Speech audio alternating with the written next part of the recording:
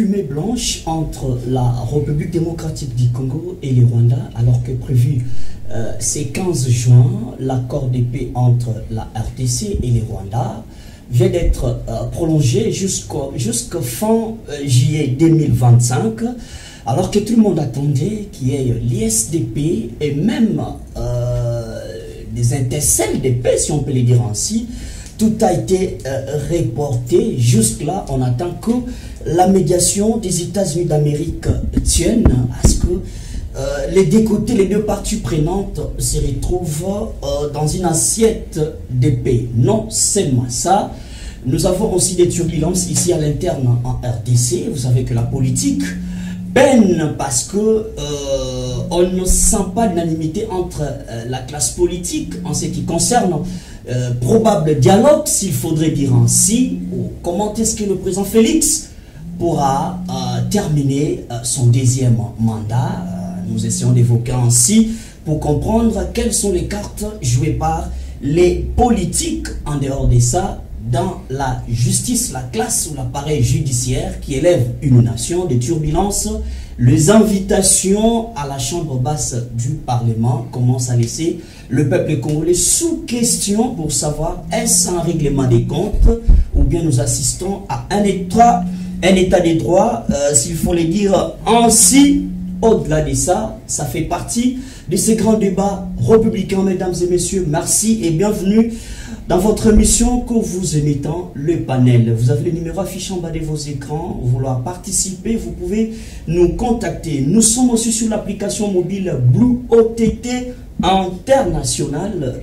Tapez l'ordre alphabétique et retrouvez votre chaîne que vous aimez tant. Pour en parler et en discuter, nous recevons sur ce plateau les docteurs Télé Batampi, secrétaire national UDPS Tshisekedi. On fera une présentation générale pour ne pas prendre assez de temps. Voilà, la régie nous aide, vous l'avez vu.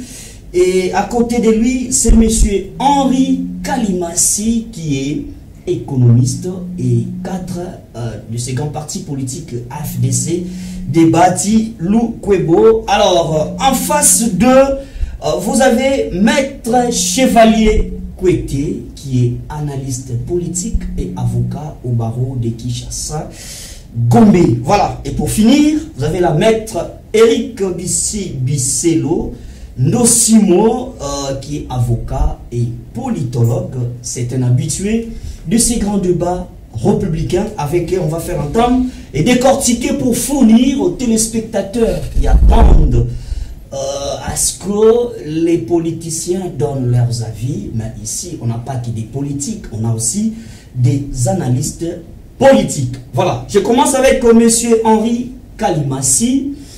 Alors, d'abord, bienvenue. Merci d'avoir répondu présent à ces grands débats républicains. Pas de fumée blanche entre la RDC et le Rwanda, alors que tout le monde attendait que les États-Unis, dans sa médiation, après échec, si on peut le dire ainsi, de toutes les médiations précédentes, si elles sont encore en vie, on ne sait pas, les États-Unis reportent l'accord de paix pour fin juillet. Est-ce qu'il faut encore espérer ou on peut dire ça tâtonne un peu? Bon, de prime abord, je voudrais rendre hommage au président de la République, Félix Antoine Tshisekedi Tshilombo, qui n'aménage aucun effort pour que la paix revienne en RDC, particulièrement dans la partie orientale de notre pays. Bon, je ne sais pas d'où vous les journalistes avec vos mots fumée blanche et fumée noire. Vous devez savoir que lorsque la maladie entre dans le corps, elle entre facilement, mais pour sortir, il faudra du temps. Et il ne faudrait pas faire de ces partenariats États-Unis, la République démocratique du Congo, ou la négociation dont les États-Unis parrainent aujourd'hui entre la RDC ou le Rwanda comme un objet de moquerie. C'est une détermination d'un homme dont tout le monde a accusé à tort hier, mais aujourd'hui Félix Tshisekedi est en train de montrer à la face du monde que c'est l'enfant d'un démocrate dont son père a milité pour ce pays pendant plus de 37 ans. Et aujourd'hui, ça fait que Tshisekedi soit président. Enfin de faire ce que son papa n'avait pas pu faire parce que le poids d'âge et la mort ne l'ont pas permis d'accomplir sa volonté. Rentrons maintenant dans votre question. La guerre de l'Est a aujourd'hui plus de 30 ans. Et ce n'est pas du jour au lendemain qu'on peut terminer cette guerre, quand bien même que les États-Unis aujourd'hui se portent garant. Et vous devez situer cette guerre à deux niveaux. Il y a la partie intérieure, comme vous l'aviez dit, ce sont des négociations qui se font entre l'AFCM 23, qui sont considérés aujourd'hui comme les supplétifs de Kagame, au niveau de Doha, à Qatar, et également entre deux pays régionaux, c'est-à-dire le Rwanda et la RDC, où Félix Tshisekedi et Kagame. Et je voudrais vous dire que ce n'est pas facile. C'est là où dès l'entame de mes propos, j'ai commencé par féliciter cet homme de Félix Tshisekedi qui a mouillé les maillons pour que cette paix revienne. Kagame a été utilisé par les mêmes multinationales. Non, jusque-là, il continue avec les processus. La paix n'est pas encore revenue. C'est toute une histoire. Je l'ai dit que c'est une maladie. Mais au moins, les signaux sont là. Est-ce que vous voyez encore Nanga avancer? Vous voyez encore les villes tomber? Pendant qu'il n'y a pas une guerre, que ce soit les FARDC, que ce soit les hommes de Nanga, les deux parties, chacune garde ses positions. C'est parce qu'il y a quelque chose qui s'est fait d'une manière diplomatique. Mais il reste maintenant la réponse par rapport à la résolution 2773, dont les États-Unis ont conditionné le Rwanda avant la signature de l'accord de retrait de ses troupes avec son armement. Vous comprenez? Donc c'est pour dire qu'il y a quelque chose qui avance. Pas plus qu'avant-hier, il y a eu Mme Bintou Keïta qui est allée rencontrer l'AFC de Nanga et de M23 de Bissimo. C'est pour dire que les choses avancent. Ce qui reste, peut-être, c'est de mettre les points sur les i pour éviter en sorte que qu'après ces accords, après ces négociations, que nous ne rentrions plus dans la case du départ.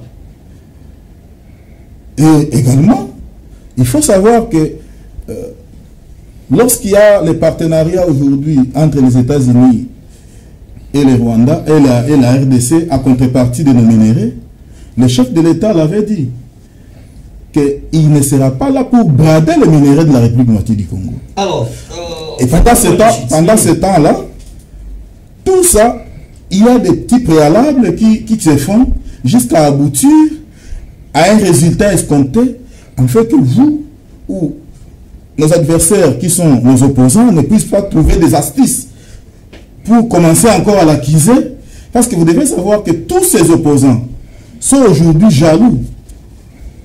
Au lieu de protéger l'intérêt supérieur de la nation, vous voyez comment Katumbi aujourd'hui est aux États-Unis, ces journalistes ne dorment plus.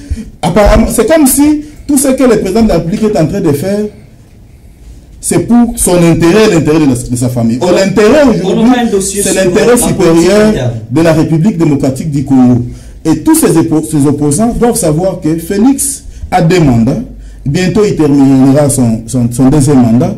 Les dénominateurs communs, que ce soit pour nous qui sommes dans la majorité et qui sont dans l'opposition, c'est la RDC. Et Félix voudrait contourner tous ces esprits machiavéliques de Kagame et de ses supplétifs pour que demain, même s'il quittait le pouvoir, qu'il laisse le pays en paix et qu'il soit un témoin de la sécurité et de sa pérennité pour les générations futures. Merci beaucoup, M. Henri. Alors, la parole est accordée à Maître Éric Bisselo. Maître, vous avez suivi votre co-débatteur, M. Henri, qui l'a soulevé. Il y a eu la présence de Mme Bintou Keïta pour négocier avec... en fait, tu ne peux pas négocier, mais sa présence, quand même, a filtré des intentions. Certaines personnalités politiques ont fait la lecture sur le visage de Corneille Nangaa pour dire que, voilà, c'est comme si Mme Bintou Keïta a transmis un message de la part de la médiation.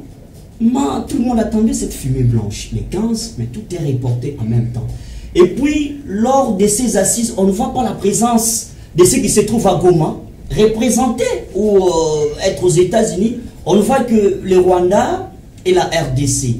Est-ce qu'il y a un manque de réciprocité que vous faites comme une découverte dans cette médiation? Vous avez le temps. Bonjour, c'est vrai que merci pour l'occasion nous est donnée. Il nous appartient ici de nous montrer responsables comme acteurs politiques et de souhaiter nos condoléances aux Kinois qui sont victimes des pluies diluviennes, mais aussi de la mégestion, d'irresponsabilité des gouvernants qui sont partis festoyer avec Fifi Masuka. Nous sens qu'ici les Kinois... à la conférence, et ça fait partie de leur cahier des charges. C'est ça qui est bien avec vous les journalistes. Il vous appartient d'avoir votre interprétation. Ils sont partis fêter l'anniversaire du chef de l'État. C'est notre liberté.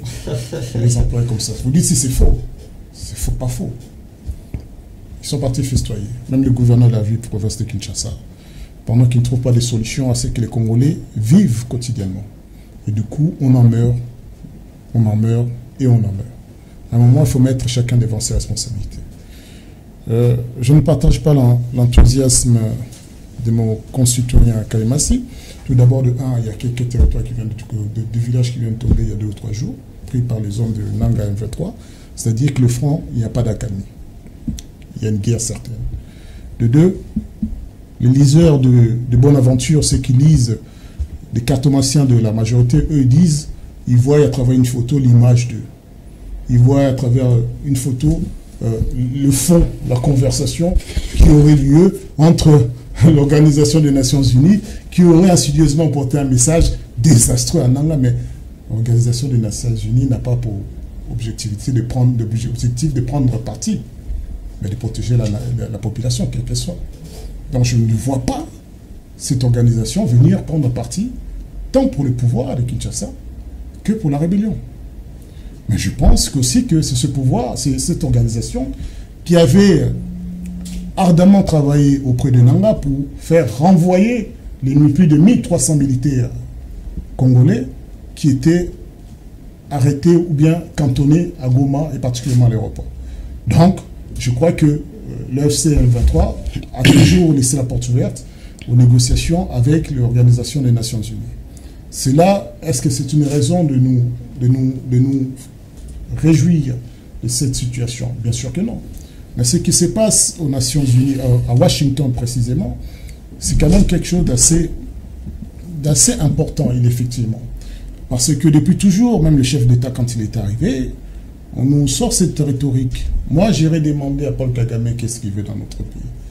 Moi, je vais demander à Paul Kagame, moi, je vais parler avec Paul Kagame. Mais ce que le Paul Kagame veut en République démocratique du Congo est connu même par des jeunes qui finissent aujourd'hui leur première année universitaire. Paul Kagame veut des territoires et la richesse de la République démocratique du Congo. Si pour cela, il doit décimer les populations entières qui vivent dans ces territoires, il l'a toujours fait, il va continuer à le faire. Les Congolais ne peuvent pas se réjouir de cette situation.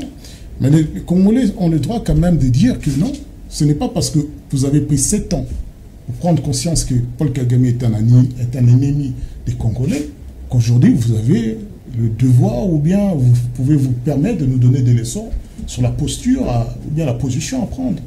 Non, nous n'avons pas à nous réjouir sur les prémices, les préalables des principes que vous avez d'emblée posés, puisque les principes ont été étalés à la place publique où on dit, voilà, sur le fond,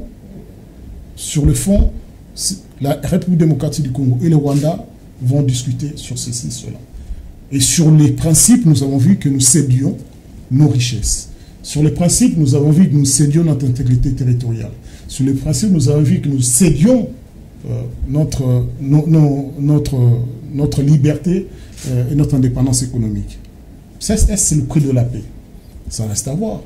On rappelle juste, pour ceux qui n'ont pas de mémoire, que Paul Kagame est spécialiste, champion du monde, de ceux qui ne respectent jamais des accords. Il est le champion du monde. Donc ça serait vraiment naïf de nous contenter, de nous réjouir de ce que nous donnerons demain à Paul Kagame en disant que ça nous rapportera la paix. Ça fait peur hein, d'aller signer, ça ne sera même pas pour la première fois, de signer des accords de paix ou des collaborations entre Rwanda et la RDC. Et on ne sait pas, dans cet accord, qu'est-ce qu'on peut attendre de nouveau entre Félix Tshisekedi et Kagame. D'autant plus que Félix Tshisekedi lui a tout donné. D'emblée, quand il est venu, il lui a donné une virginité. Il a essayé de lui donner une virginité, malgré les sangs qui émanaient des habits de Paul Kagame, de ses mains, de son corps, de ses pores. Nous savons qu'il était déjà génocidaire des Congolais. Mais Félix Tshisekedi, il a dit non, moi je vais t'absoudre, viens voir. Il avait trouvé un système, pendant les 18 ans, et d'ailleurs Japébé m'a dit, tout, Kabila a roulé presque tous les Congolais dans la farine. Et voilà, Tshisekedi voulait aussi s'adapter et puis donner les nouvelles. Donc. Je ne savais pas qu'il était question ici de parler des mensonges de Jean-Pierre Bemba ou de ses incapacités. Cela ne devrait pas devenir une vérité pour les Congolais, en tout cas pas pour nous, qui sont des intellectuels. Le système, quel système? Bemba a participé activement pour la répartition, pour la balkanisation de ce pays. Sans le Kabila, ce pays ne serait pas ce qu'il est. Bemba était l'allié de Joseph Kabila pour reconstituer cette nation et s'installer dans un système unique 1+4. Bemba était actif. Donc ces mensonges n'engagent que lui. D'ailleurs, je pense que ce sont ses inquiétudes, parce qu'il pense qu'aujourd'hui, si le chef d'État sera Boucher et Kabila, c'est Bemba qui n'aurait pas d'endroit où dormir. Très bien. Donc la difficulté en est que c'est vrai. À Washington, ce qui se passe, c'est beaucoup plus laborieux que cela. Et qu'en plus de cela, nous sommes dans une phase où des pourparlers directs, ce qui sous-entend que les Américains n'interviennent pas. Mais in fine, c'est que nous savons. C'est les intérêts des Américains qui priment. C'est-à-dire que les Américains, pour l'instant, ils ont quasiment carte blanche pour accéder à nos minerais, en tout cas sur ce territoire. Nonobstant le corridor de l'Obito, nous savons que c'est le jackpot pour les États-Unis d'Amérique sur les minerais rares. Mais est-ce que c'est pour cela que nous devons être rassurants en disant que demain, la République démocratique du Congo ira mieux. Notre population sera plus en sécurité. Là, il appartiendra à ceux qui sont aujourd'hui en train de se réjouir de dire qu'il n'y a pas seulement un problème en externe avec des pays frontaliers. Les pays frontaliers, pas seulement le Rwanda, mais également des problèmes internes qui créent des frustrations qui poussent certains à prendre des armes. Alors, Maître Chevalier Côté, une étude approfondie, jusque-là, commence à prouver suffisance pour la RDC, risquerait un rétropédalage. C'est revenir à l'historique qui reste jusque-là. On voit les Congo n'a jamais été gagnant dans presque les accords qu'on signe avec les pays voisins, surtout notre voisin à vie qui est les Rwanda. Est-ce que vous trouvez que dans la manière de faire du président Félix, il y a quand même une liesse d'espoir au-delà de tout calcul politique, parce qu'on ne sait pas ce qui nous attend. Tantôt on a peur que ces contrats du siècle estimés à plus de 500 milliards, ça fait partie du chiffre, mais la réalité peut prouver autre chose. En même temps, il faut négocier avec Kagame pour que la paix soit partagée dans le décan. Est-ce que vous pensez qu'on peut espérer quelque chose de nouveau dans cette médiation des USA? Oui, monsieur le journaliste, l'espoir fait vivre. Nous ne voulons pas perdre l'espoir parce que nous nous sommes déjà engagés pour un lendemain meilleur. Comme l'a dit mon co-débatteur, le président ne dort pas. Il veut coûte que coûte arriver à un compromis. Cela veut dire quoi? Vous avez commencé par dire que la fumée blanche qu'on attendait aujourd'hui a été envoyée à Calandre. Fin du mois de juillet. C'est normal. Les États-Unis, les Nations Unies avaient demandé au Rwanda de se retirer. de retirer ses militaires, son armement. Mais jusqu'aujourd'hui, il n'y a rien. Comment on va signer un accord de paix entre le Congo et le Rwanda tant que le Rwanda ne s'est pas encore retiré. Même quand vous avez dit que Mme Keïta, Bintou Keïta, s'était rendue la semaine en cours à Goma, c'est pourquoi? C'est pour faire voir que les histoires n'évoluent pas. Il y a encore la guerre qui continue. Le M23 est encore soutenu par le Rwanda qui est en train de conquérir et de conquérir les territoires. Comment on peut aller signer, comment on pouvait signer hier, aujourd'hui le 15, un accord de paix entre le Rwanda et les Congo? Ça a été un peu stoppé. Hein. Ils ne sont pas encore en train de récupérer certains territoires, à part ceux qui ont déjà été peut-être conquis. Mais le confrère l'a dit, que pas plus que hier. Le M23 a arraché d'autres territoires dans dans le Nord Kivu et le Sud Kivu. C'est pour autant dire que les États-Unis ou les Nations Unies, qui sont les médiateurs pour que la paix revienne au Congo, ne voient pas clair du côté Rwanda. Ne voient pas clair comment on peut aller signer un accord de paix pendant que les balles crépitent encore dans le Nord Kivu et dans le Sud Kivu. Est-ce que vous ne voyez pas que les grands soucis est que dans la médiation, pendant les négociations, on ne voit pas la présence de ceux qui occupent le Nord Kivu et le Sud. Jusque-là, ça bascule. Est-ce que leur absence peut-être ne joue pas aussi au ralentissement? Ils ne sont pas absents. On ne peut pas négocier dans le vide. Quand il y a une négociation, que toutes les parties sont représentées. Vous avez parlé de dos. Il y a les M23 et une délégation congolaise qui s'étaient rendues, qui sont là. Quand on parle des Nations de Washington, oui, ce sont les représentants des deux États qui sont là. Vous avez vu nos ministres des Affaires étrangères, comment ils sont allés ici et là. Qu'est-ce que nous n'avons pas vu? Les déclarations faites par d'autres pays qui ne sont pas qui ne sont pas congolais.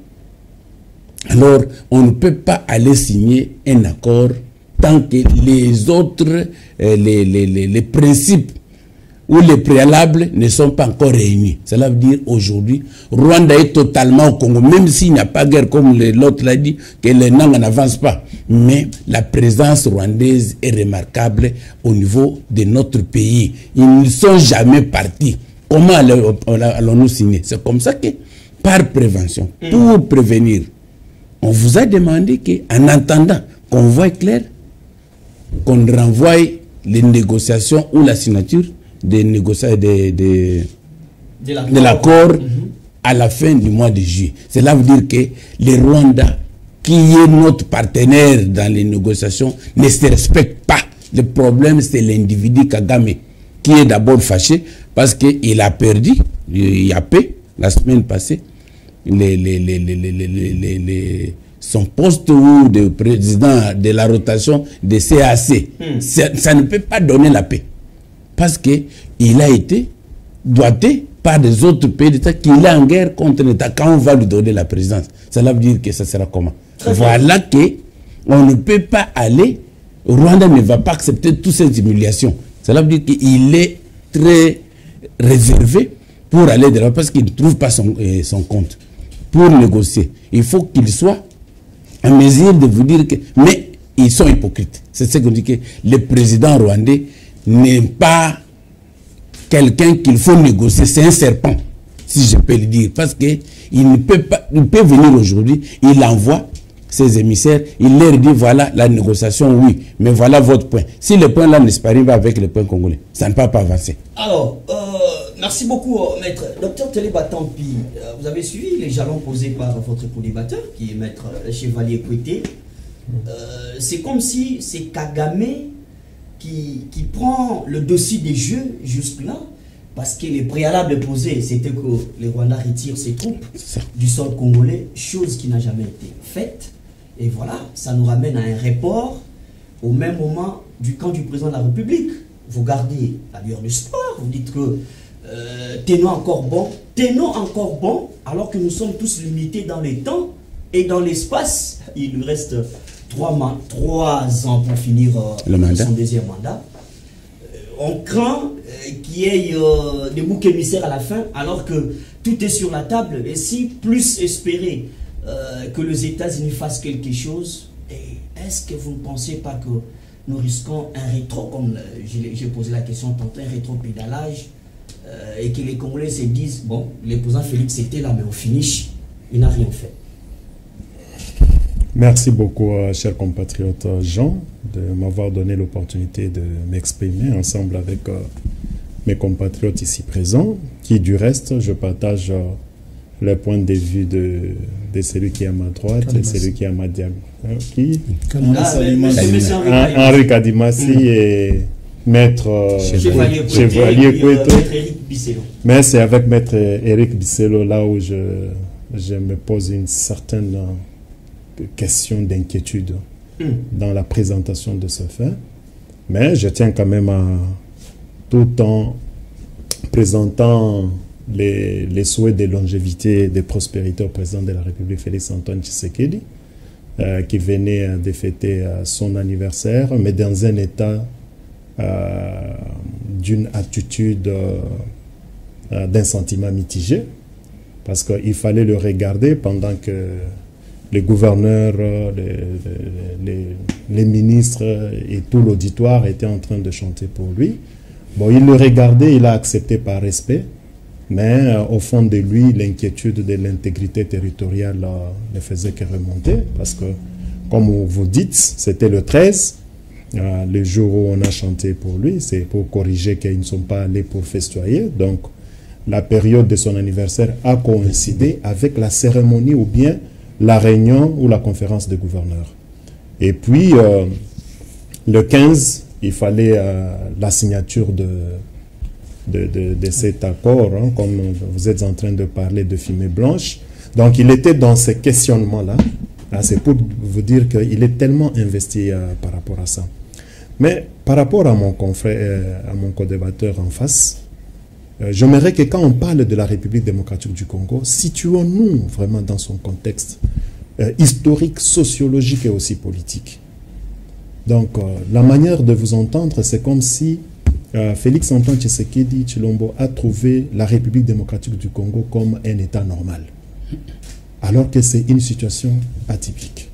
Parce que ce que nous vivons aujourd'hui, ce n'est que les conséquences d'un plan de balkanisation qui a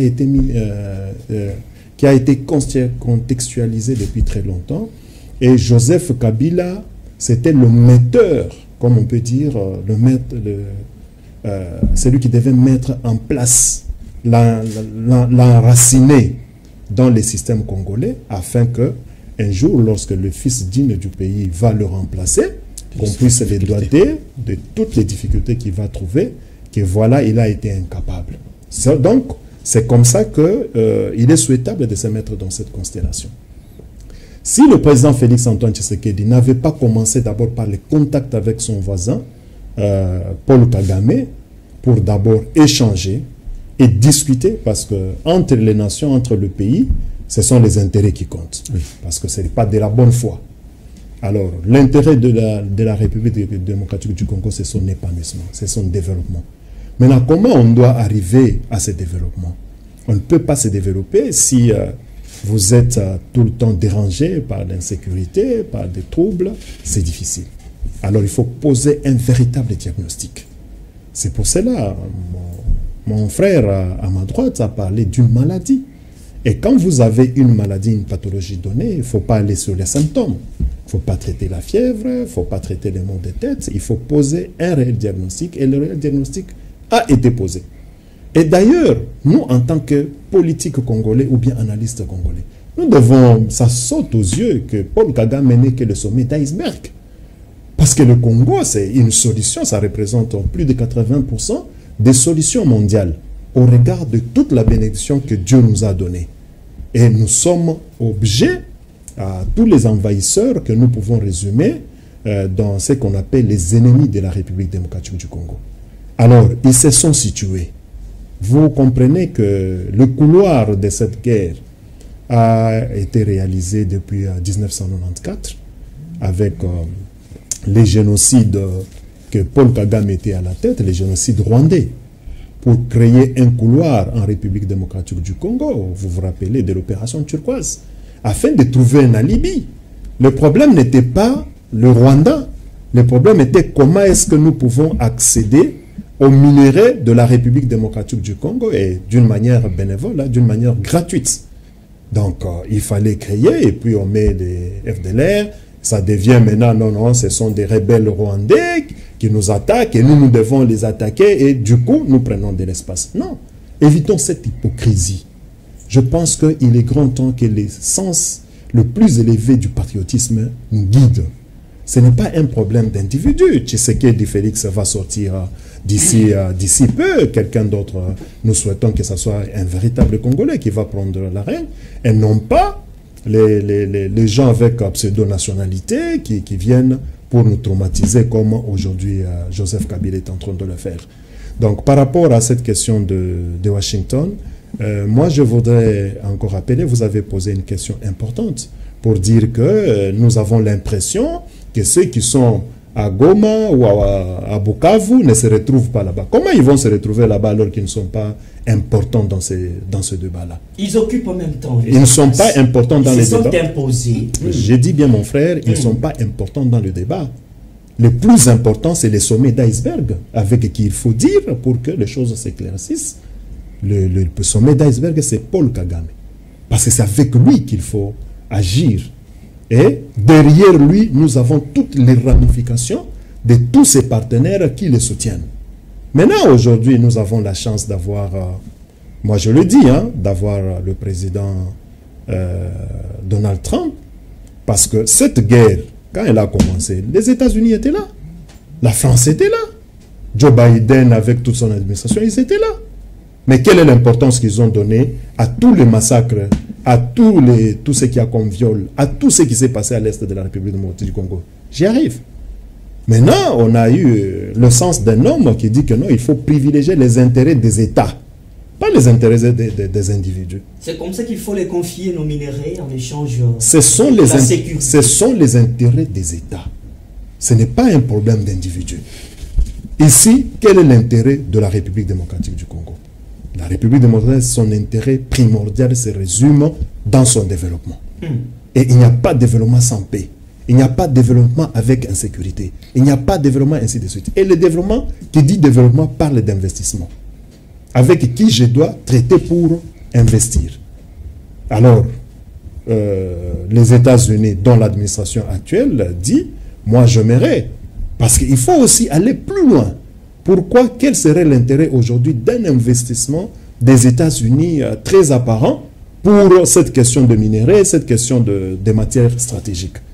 Vous pensez qu'il n'y a que les États-Unis qui ont la substance grise de transformation de minerais, de ces minerais stratégiques? Alors, faites un point de chute. Je chute. C'est pour dire qu'il y a aussi ces concurrents.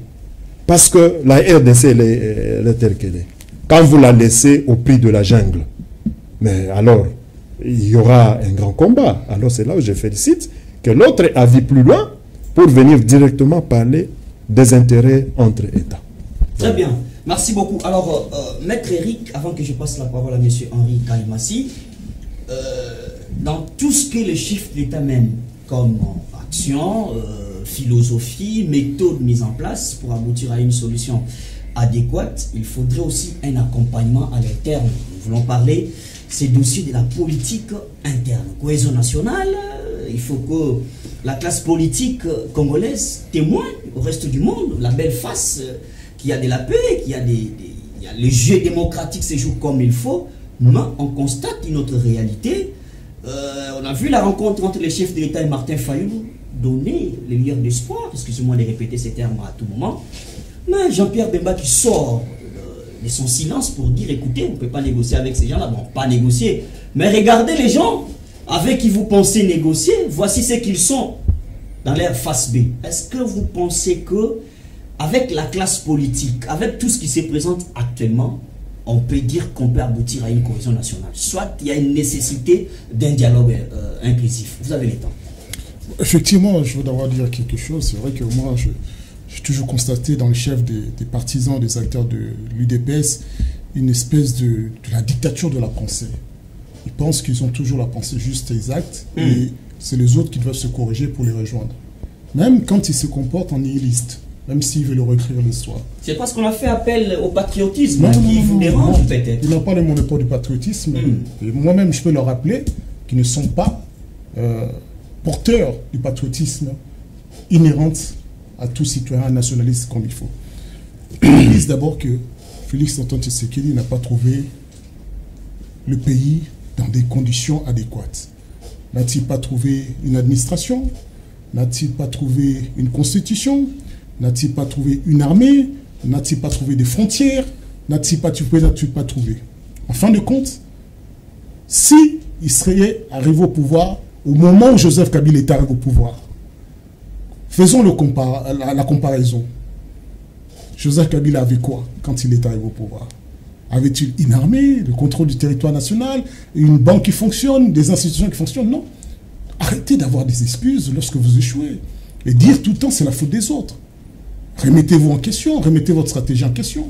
Arrêtez de la faire de la propagande, de la culte de la personnalité en disant que c'est le fils du pays. Moi aussi je suis fils du pays. Vous n'avez pas le monopole du patriotisme. Nous vous rappelons que vous avez rejoint Paul Kagame quand nous étions dans le Sun City. Pourquoi? Vous n'étiez pas patriote en ce moment, le Congo n'existait pas. Il n'y avait pas un souci sur les Congolais. Quand le Congo était divisé en 4, Joseph Kabila, à ce moment-là, pourquoi il se serait-il démêlé pour réunifier ce pays? Si c'est pour vous laisser en plus le détruire, vous qui êtes le fils du pays. Non, arrêtez, arrêtez, vous n'allez pas recréer l'histoire. À chaque fois que vous embrassez ce chapitre, je suis très mal à l'aise parce que je me dois de vous rappeler ce que tous les Congolais savent. En outre, le problème actuellement qui se pose, c'est leur propre comportement, leur propre turpitude. Parce que pour eux, pour aimer le pays, il faut penser comme eux. Il faut dire Amen. Ils ne constatent pas que ce pays, il le gouverne mal. Alors qu'on hérite les passifs et les actifs, il faut prendre tout. 6 milliards de dollars détournés, ce n'est pas des actifs des passifs. C'est essentiellement les actifs de Joseph Kabila qui ont été, ils ont passé ça en passif. C'est-à-dire, les réformes avant leur avènement au pouvoir a rapporté de l'argent à l'État qui détourne aujourd'hui. Mais ici, ils ne se corrigent pas. Ils ne se remettent pas en question. Ils gouvernent actuellement. Ils ont tout entre les mains. La gestion du pays dépend de eux. L'avenir des Congolais, c'est eux. Le travail des Congolais, c'est eux. Mais ils disent non, c'est des douanes. Eux, ils vivent bien, ils construisent des maisons, ils voyagent, ils détournent l'argent. Ils viennent de donner des leçons de patriotisme.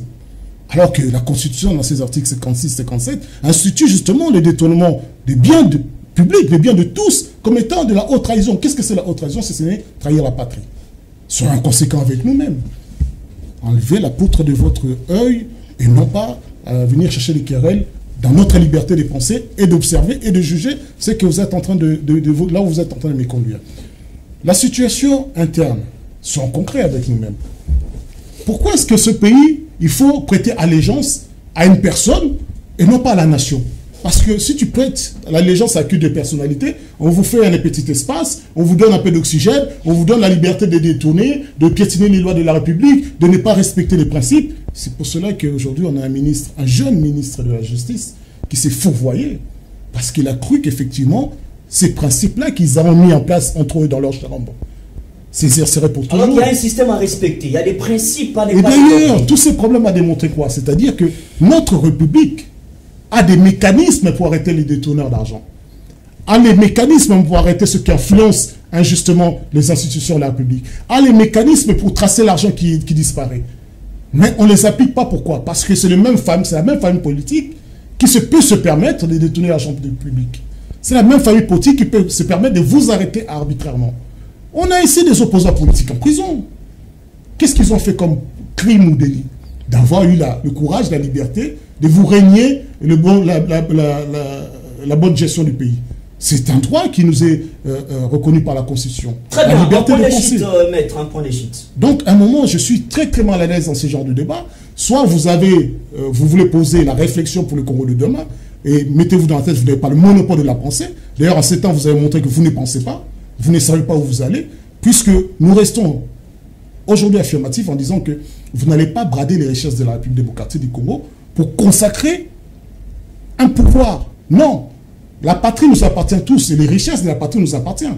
Personne ici peut avoir le monopole ou bien de l'ADN de la traçabilité en disant que je peux permettre de donner des fonds aux autres. Merci. Donc nous sommes seuls en disant une chose, que les Congolais dont on ne veut pas en parler, dont on déconsidère Nanga et compagnie, ont la capacité de nuire ce pouvoir. Aujourd'hui, il commence à plaire, il nous reste 3 ans.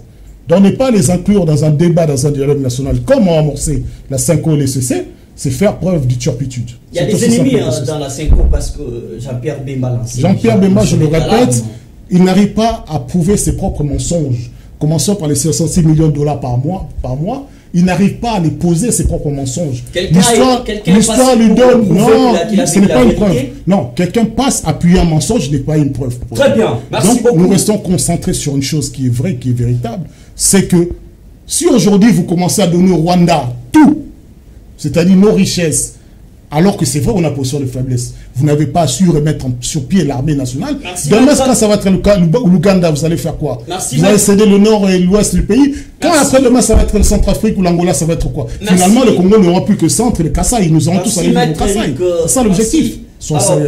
Monsieur Henri, je ne veux pas mêler dans ma question la participation de l'opposition parce que déjà, pour Maître Eric, il ne veut pas que vous deveniez donneur de leçons en ce qui concerne le patriotisme alors que vous avez les bâtons de commandement. J'aimerais parler, nous parlons ces dossiers, accompagnement, la politique interne, la cohésion. Le chef de l'État a besoin d'être accompagné. J'épargne un peu l'opposition. Dans la classe politique, où on retrouve l'union sacrée, on ne sent pas cet accompagnement. D'ailleurs, les Congolais se posent des questions sur la position de Bati Lukwebo, jusque-là, qui n'arrive pas à dire tout haut, à condamner Kabila d'avoir été à Goma aux côtés du M23 et les AFC les autres. On ne sent pas, dans l'union sacrée, il n'y a pas de paix. Soit vous réfutez la présence des Mbata, soit beaucoup de choses. Pour vous, est-ce qu'il faut commencer par réparer l'union sacrée ou il faut aller au dialogue? Écoutez, nul n'ignore que nos opposants sont là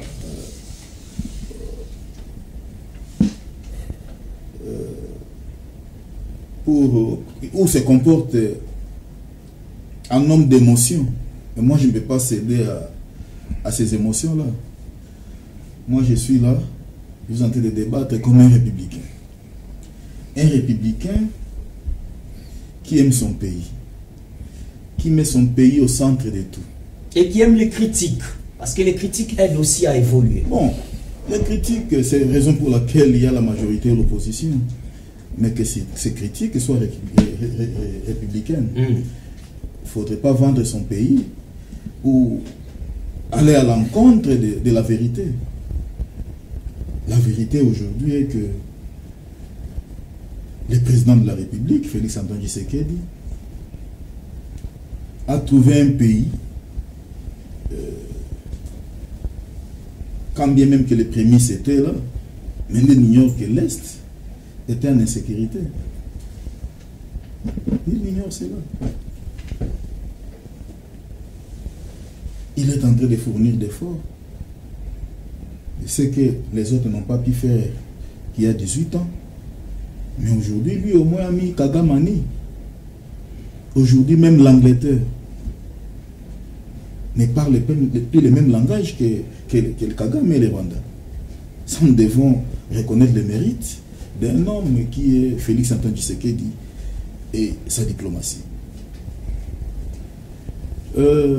Bahati Lukwebo ne dit rien par rapport à la présence de Kabila à Goma.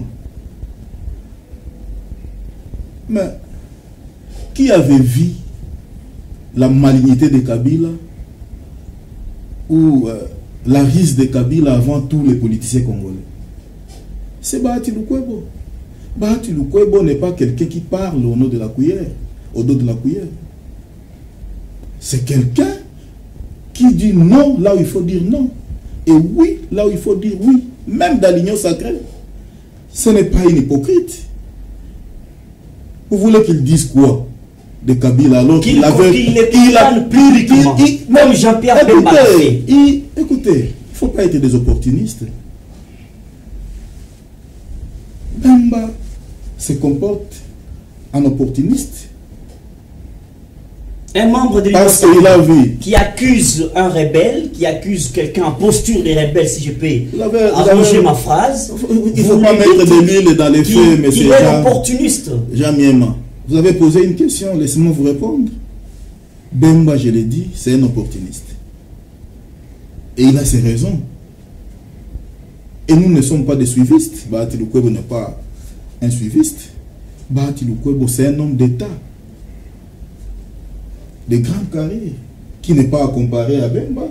Qui est venu au pouvoir par la rébellion.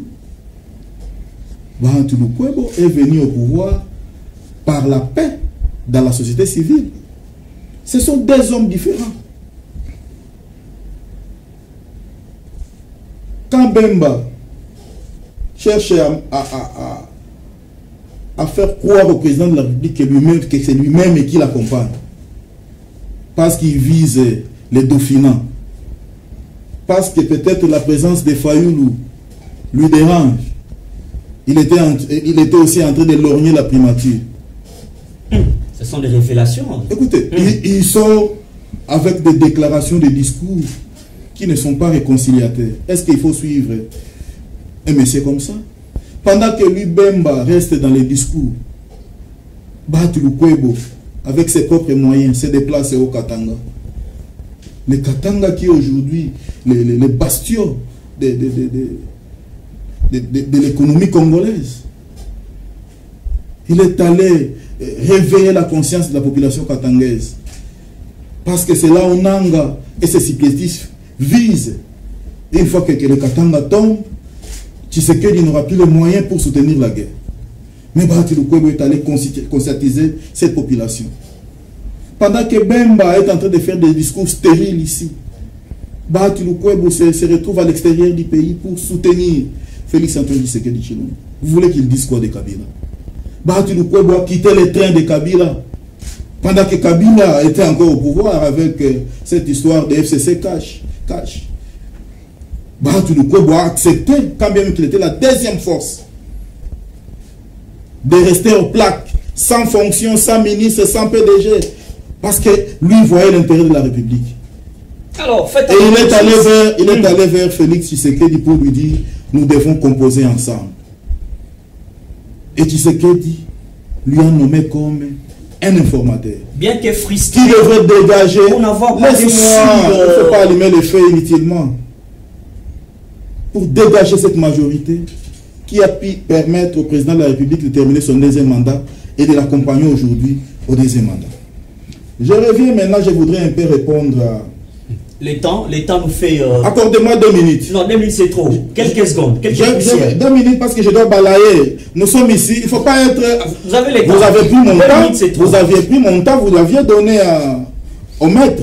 Alors que c'est moi qui devrais prendre la parole. Ça, vous ignorez. Je sais comment équilibrer les plateaux. Vous équilibrez, mais vous lui avez donné le temps. Laisse-moi 2 minutes. Vous avez 1 minute. Vous êtes en train de résumer parce que je dois répondre. Il ne faudrait pas que les gens viennent faire avaler à la population ce qui ne vaut pas. Félix Tshisekedi, il est allé fêter au Katanga, au Lualaba. Félix Tshisekedi est au Lualaba pour la cause de la République. Et Maître n'est pas quelqu'un de l'extérieur, il vit dans ce pays. Il sait que les conférences des gouverneurs s'organisent chaque année. Et cette fois-ci, le choix était au Lualaba. Quand c'était au Tanganyika, pourquoi les chefs n'étaient pas allés fêter là-bas? Cette fois-ci, c'était au Tanganyika parce que le président de la République doit s'imprégner de la situation de toutes les provinces du pays. Et Lazare a fait que son anniversaire lui trouve là-bas. Est-ce qu'il est dit lorsqu'on est président de la République qu'on ne peut pas fêter son anniversaire? Tout comme lui, ne fête pas son anniversaire. Mais ce qui est important dans la présence du président de la République au Lualaba, ce sont les résolutions qui ont été prises par rapport à l'intérêt supérieur de la nation. Kagame ne respecte pas les engagements. Mais c'est là où il doit féliciter le président de la République. Kagame a pillé ce pays pendant 30 ans. Tous les minéraux qui étaient à l'est vers le Rwanda. Vous savez, en termes de milliards, moi je suis un économiste, je suis un financier. En termes de milliards, c'est combien le pays a perdu. Alors, mais aujourd'hui, laissez-moi terminer mon idée s'il vous plaît. Bon, aujourd'hui, je parle de choses importantes. Les temps. Je parle de choses importantes. Il y a Maître Chef. Laisse-moi terminer une seconde. Voilà. Aujourd'hui, le chef de l'État est allé, dans sa diplomatie, convaincre les États-Unis pour que Kagame mette fin au sang de l'Est, pour qu'il ne pille plus les richesses. Vous dites que les contrats de minerais, c'est... Non, nous avons les codes miniers et les règlements miniers qui régissent les secteurs. Ce n'est pas que les États-Unis viendront piller. Ils vont se conformer aux normes. Et puis, pendant que Kagame est tué et qu'il exportait nos minerais gratuitement, aujourd'hui, à l'Est, ce sont des minerais stratégiques que les Américains viendront prendre. Ces minerais stratégiques, la taxe aujourd'hui, c'est 10%. En termes de taxes, vous savez combien de milliards entreront au pays pendant que Kagame pillait ça et tuait. Merci. Nous devons féliciter le président de la République. Alors, Maître Chevalier, nous devons être républicains quand même qu'on soit dans l'opposition. Merci beaucoup. Alors, Maître, parce que la région nous fait déjà signe. Bon, ça déchire un peu au sein de la classe politique. Les invitations à l'Assemblée nationale, c'est seulement la justice. Il y a les détournements, et ainsi de suite. Bien qu'on attend qu'il y ait les derniers mots. Vous êtes l'homme du droit, vous maîtrisez les tenants, les aboutissants. Est-ce que vous pensez que l'union sacrée rassure une paix dans une classe politique où on doit sentir la cohésion, où il faudrait une nécessité d'un dialogue tel que Martin Fayulu le souhaite et les autres cas? Oui, merci beaucoup, monsieur le journaliste. La justice n'est pas de personne, parce qu'on commence par dire nul n'est au-dessus de la loi. Même les chefs de l'État, les premiers citoyens congolais, est justiciable. A fortiori les ministres. Aujourd'hui, vous êtes à la une, le ministre de l'État, ministre de la Justice, est dans les collimateurs de la justice. C'est normal, c'est la loi. Ça ne peut pas faire un problème ou un débat. Non, laissons ces débats-là. La justice fait son travail. Il a été soupçonné et jusque-là, il joue encore des principes de l'innocence. Parce que le dossier était autorisé par l'Assemblée nationale pour l'instruction. Aujourd'hui, il est là pour demander des poursuites. Si on va l'accorder ou pas, ce n'est pas notre problème. Ce n'est pas autorisé. Parce qu'il y avait assez de matière à finir à l'Assemblée nationale. Nous ne pouvons pas parler parce que... La dernière plénière avant les vacances. Oui, c'était aujourd'hui, c'est la clôture aujourd'hui. Ils ont clôturé aujourd'hui. Le dimanche, oui. Oui. Pour la justice, n'en parlons pas, ne faisons pas de polémiques, tout ça, politique, non. Laissez la justice faire son travail. Je suis juriste, je suis avocat, je sais ce que j'ai dit. S'il y a des poursuites contre quiconque, c'est pour qu'il y ait la paix et que chacun réponde de ce qu'on lui reproche.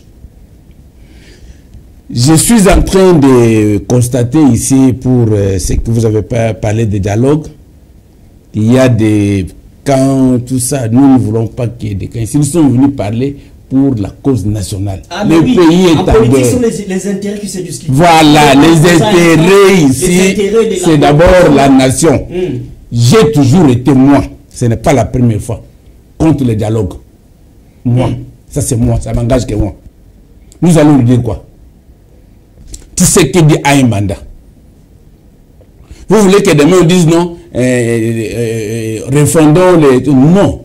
Tu sais qu'il dit à un mandat politique. Il a été élu pour un suffrage. Il a un délai qui lui a été donné par la loi, par la constitution. Il dit tel mandat commence de tel jour à tel jour. Nous ne voulons pas que ça vienne pour lui donner raison demain. Moi, si je n'étais pas, parce qu'il y a eu dialogue, le dialogue avait résolu. Les dialogues là, moi, je suis contre les dialogues pendant le mandat de Tshisekedi. Laissez-lui faire son travail. Il a été élu. Il a des difficultés normales. Et c'est normal, il a des difficultés. Il a trouvé le pays tel qu'il avait trouvé, qui n'était pas organisé. Parce que ce n'est pas un secret pour les Congolais. Nous savons que l'armée était infiltrée. Combien aujourd'hui sont partis qui ne disent pas mot parce qu'ils n'étaient pas Congolais? Qu'est-ce que les chefs de l'État anciens préparaient pour le Congo? Aujourd'hui, moi, selon moi, le pays, il faut qu'il termine son mandat. Bientôt, comme vous le dites, c'est 3 ans et demi. Laissez-lui partir. Il sait ce qu'il est en train de faire. Ne pas nous déranger pour dire que non, voilà, nous voulons. Pour qu'il y ait un +4. pour qu'il y ait non, voilà, nous allons partager les pouvoirs. Laissons-les partir. Les viennent pourquoi? Alors, merci beaucoup. C'est des questions, c'est des matières. On a fini. La régie nous dit la régie est tellement impatiente. Alors, le docteur Télé, tantôt, on dit Jean-Pierre Bemba vient encore ajouter de l'huile dans le feu, alors que tout le monde a déjà la perspective de la paix. Est-ce que vous pensez que Bemba devrait quand même apaiser certaines sorties médiatiques? Merci beaucoup, Jean Miema. Malheureusement, nous n'avons pas de temps. Il était souhaitable de laisser mon aîné terminer, si je peux lui accorder les quelques poussières de secondes. Merci beaucoup. Merci. Oui. Ok. C'est faveur. Oui. Mon frère, nous ne parlons pas de termes de l'IDPS comme le confrère l'a dit. Ici, nous parlons de problèmes d'État congolais. Nous voulons mettre la paix. Nous voulons que les pays retrouvent la paix. Parce que l'Est du Congo est en ébullition. Très bien. Alors, moi, je vous arrache les quelques minutes vous accorder pour les donner à Maître Eric en terminant. Non, mais vous devrez donner, c'est lui qui m'a accordé. C'est une grâce. Que ça rentre chez lui parce qu'il a à dire. Bien sûr. Voilà, il a à dire. Je ne lui ai pas donné mon tour. Non. La régie, je ne lui ai pas accordé une minute parce qu'il va chuter. Parce que ce qu'il a dit, oui. Non, je ne peux pas laisser ça comme ça. Non, accordez une minute pour chuter. Vous faites un point de chute. Voilà. Il a dit une minute. Il faut les laisser. Non, c'est pas une question. Moi, je reste un analyste politique. Moi, je reste un analyste politique. Effectivement, je pense que... Nous parlons de l'État. J'espère qu'il me connaît très bien. Quand je dois parler de mon parti politique, il m'invite en plateau spécial seul. C'est ça. Mais quand on doit parler République, il appelle tout le monde, comme nous sommes ici. J'aimerais déjà faire voir à mon co-débatteur en face de constater qu'il n'y a pas de culte de personnalité à l'Union sacrée. La preuve est là. Il est des AFC. AFDC, excusez-moi, parce que je ne peux pas supporter Nanga. AFDC de Bahati, il a parlé de son point de vue et du point de vue par rapport à Jean-Pierre Bemba. Et moi, j'ai aussi ma façon de comprendre. C'est pour dire qu'il n'y a pas de culte de personnalité. Tshisekedi, Félix n'est pas adulé. Parce qu'il y a des flèches là-bas. Peut-être là, il faut organiser notre plateau spécial. Mais par rapport au sens élevé du patriotisme, l'UDPS, c'est le bastion de la démocratie. Raison pour laquelle vous sentez que ça chauffe chez nous.